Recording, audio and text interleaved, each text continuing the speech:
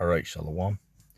First and foremost, I want to start off by giving all praise unto Yahweh, Bahasham, Yahweh Shai, Yahweh who the world ignorantly calls God, and Yahweh Shai who the world ignorantly calls Jesus Christ. And I just wanted to just do a little commentary real quick, man. I remember a few days back we were doing the live stream, and an atheist actually called into the show, right? He mistakenly, didn't know that we were a religious stream. So when he came on, he was apologizing because he felt, that he got the wrong platform. But we told him, hey, stay for a couple minutes and let's reason together, right? Let's reason. And he stayed for half an hour, right? We had a friendly chat, So one thing we talked about was his, this whole theory of evolution, right? Which is what he subscribed to, right? So we asked him certain questions about it. And, of course, unsurprisingly, the man couldn't give an acceptable answer, for what we asked him. The first thing we asked him is, because remember, what is the theory of evolution? The theory of evolution, and just do a Wikipedia search if you don't know what that is. But it basically is that, we all evolved, over time, from other species, right? Over the course of millions of years, species developed and evolved into other species. Okay, that's basically what it is. Okay, and this man named, was it Charles Darwin? His theory, right? His theory of, evolution, which fits in with the whole Big Bang theory, right? Because that's a whole nother part. They basically go hand in hand, right? Evolution and the Big Bang theory. Okay, because believe it or not, they're two separate things, right? The Big Bang isn't necessarily, in the theory of evolution, because the theory of evolution is that animals evolved over time and the other animals. The Big Bang is a whole nother theory in and of itself, but the two go hand in hand, right? For the origin of the universe and the origin of life. Okay, but they're two separate theories. Okay, so we can, knock out, one bird with, we can knock out two birds with, one stone. Okay, because even though they're two different theories, they literally go hand in hand. Okay, so we asked them first about, the Big Bang. I asked them, it's like, okay, cool. So let's just go with that for a minute. That 14 billion years ago, right? 13.8 billion years ago, there was a, an explosion out in space, right? Two particles, had a collision with each other. And from that explosion came the origin of life, right? The origin of the universe. So the first question is, wait a second, where did the two particles come from? I asked him, he doesn't know. It's like, okay, cool. Okay, cool. So, that's, the first obstacle that they, didn't really know how to answer. They didn't really have an answer for it. So we'll go to the next one. So then I asked him, it's like, okay, cool.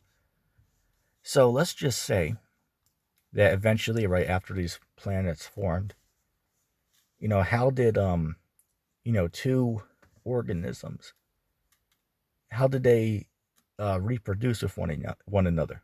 Like, how did their sexual reproductive systems come into existence? Because it can't reproduce with one. It needs, a male and a female in order to reproduce, right? So the question is, how did such a complex, system for life magically come into existence? You know what I'm saying? You ask them that and they don't know. The best answer anyone could ever give is magic is what made that happen, right? By random happenstance, that just magically happened, right? That two organisms somehow appeared with sexual, organs where they can reproduce with one another. That just happened by magic. Right, so that's strike two. They didn't really have a solid answer on how that happened. A matter of fact, they did not even give an answer, right? An explanation, or may I use the word theory? Because a theory, by definition, it means a belief of something that could have happened. right? A theory is a idea that's proposed for why something happens. Okay, in this case, the origin of life, right? It's a theory that life developed over millions of years and evolved. That's what a theory is. It's an idea. It's not necessarily proven, it's not necessarily fact, but it's just a theory that's out there among others, right? That's what it is. Same thing with the Big Bang Theory. That can't be proven, but that's just a theory on the origin of the universe. So going back to what I was saying, it's like, so, so you can't give me an answer for that. You know what I'm saying? It's just, the theory of evolution and the Big Bang has too many, loopholes in it, man. Right? It has too many loopholes. Like, I'll give another one, which I got to give credit to, what's this guy? I got to give credit to Eric Dubay, right? If you read his book, The Flat Earth Conspiracy, there's a chapter in it that he dedicates to debunking the theory of evolution, which was a very well done chapter. And he even did a video on it where he reads from his book. I believe it's called, look it up on YouTube. It's called, what is it? Evolution, Eric Dubay, Evolution, and the Dinosaur Hoax. Which, don't get me wrong, Eric's going off as far as the dinosaur hoax goes, because that's not true. Dinosaurs did live. So he's going off on that. But as far as the evolution part, it was a very well done, video, right? 2 thumbs up for me. But going back to what I was saying, as he mentioned in the book, that one question that these children's books in school don't answer as far as the theory of evolution when they teach the children about it, is they don't have an answer for how did one day fish hopped out of the water. Excuse background noise. How did they hop out of the water and they didn't die like any other fish that we've ever seen, right? But eventually, over millions of years of fish hopping onto land out of the water, they eventually just grew, lungs and started to dwell on land, right? How did that really actually happen? Because anytime we've ever seen a fish come out of water, the fish is dead within 5 minutes, maybe 7 minutes, depending on the fish. Okay, but that's a real question. How the hell did the fish come out of the water and start to develop lungs and live on land? And the books that they give on the theory of evolution, they can't really give an answer for that because it didn't really happen. It's just something that's made up, is what the true answer is. Okay, they can't give an answer on it because there's no logical explanation that they can give for that.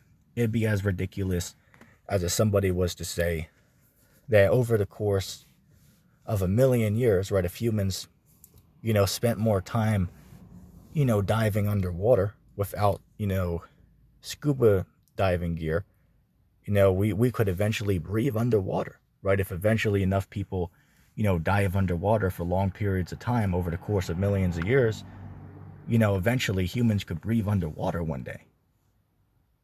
It's like, no, that's not how things work.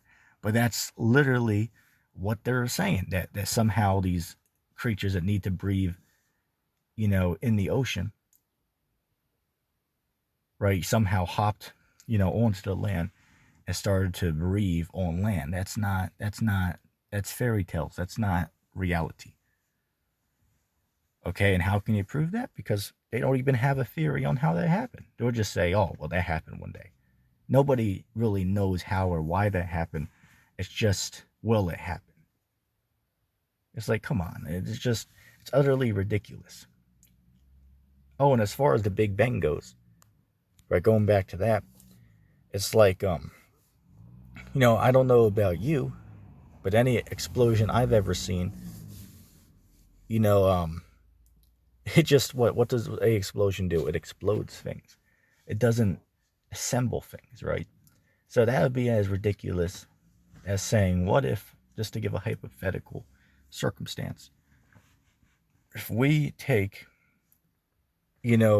building material, right? Material to build a let's say a small house, right? PVC, wood, right? Some stone, some what could I say?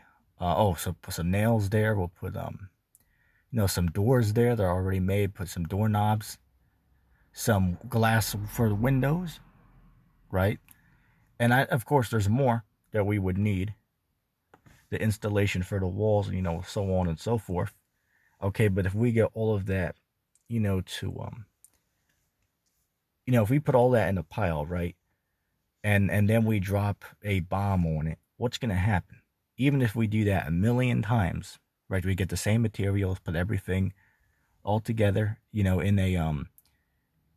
a pile, right, everything all together in a pile, then you drop a bomb on it, what's gonna happen? The bomb's gonna explode everything.